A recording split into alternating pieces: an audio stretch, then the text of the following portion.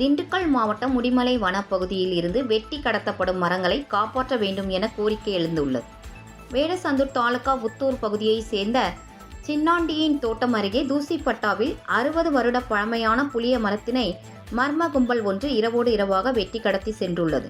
இதனை அறிந்த சின்னாண்டியின் புத்தூர் கிராம நிர்வாக அலுவலரிடம் புகார் அளித்துள்ளார்.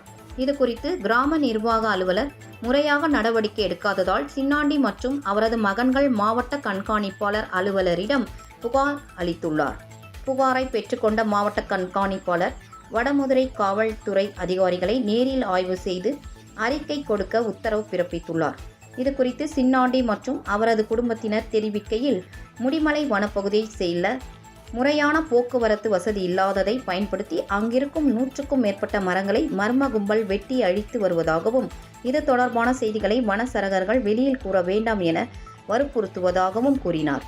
எனவே சம்பந்தப்பட்ட அதிகாரிகளிடம் மரம் வெட்டப்பட்ட இடத்தை நேரடி ஆய்வு செய்து வனப்பகுதியில் மரம் வெட்டும் கொள்ளையர்களை கண்டறிந்து தக்க நடவடிக்கை எடுக்க வேண்டும் என கோரிக்கை விடுத்துள்ளார்.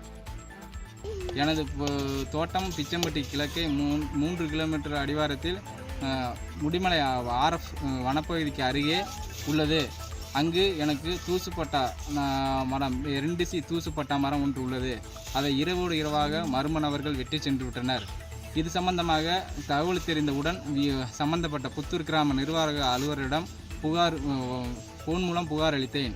நீ முறைப்படி திண்டுக்கல் மாவட்ட காவல் கண்காணிப்பாளரிடம் புகார் அளிங்கள் என்று கூறிவிட்டார்.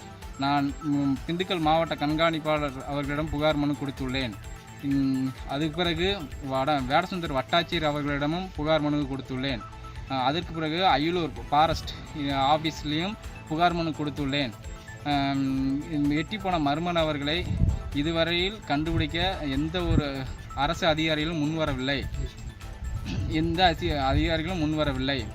எனவே மாவட்ட நிர்வாகம் இதில் தலையிட்டு எனது 2 புளிய மரத்தை வெட்டிய நபர்கள் மீது உரிய